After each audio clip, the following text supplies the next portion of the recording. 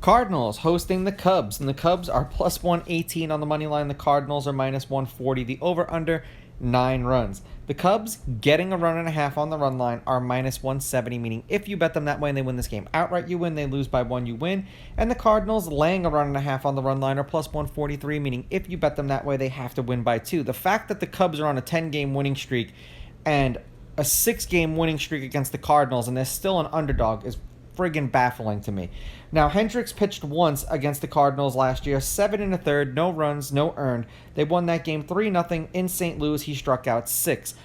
The Cubs have won his last 2 appearances. They are 7-3 in his last 10. He's averaging 6 innings pitched and 3.8 strikeouts per game in his last 10 games. If we go over his last 5, the Cubs are 4-1 in his last 5 starts. He's got a 2.8 ERA, and he's averaging 5 2/3 innings pitched in those games. His last outing, he gave up 3 earned runs and struck out 4.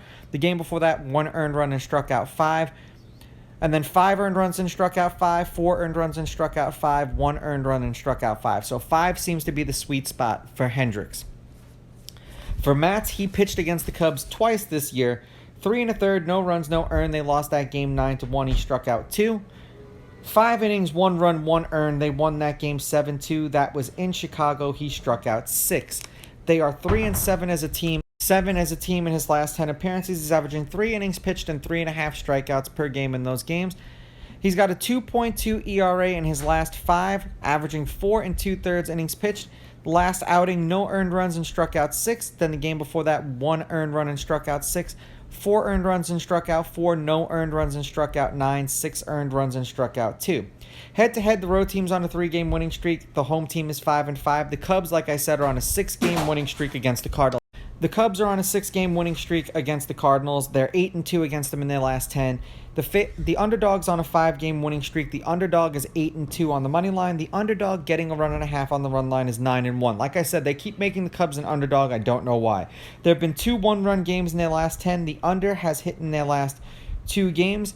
The over-under is 4-3-3 in their last 10, and the over-9 specifically is 5-3-2. The game they played today, the Cubs won 5-1. The game they played yesterday, they won 3-2. The game before that, they won 10-3. The Cubs are 9-1 in their last 10, and they're just on fire. Well, let's just put it that way. Beating the White Sox 10-7, then 3 games against the Cardinals, 10-3, 3-2, and 5-1. For the Cardinals, they are probably not doing quite as well. They're 3-7 in their last 10, 1-3 in their last 4.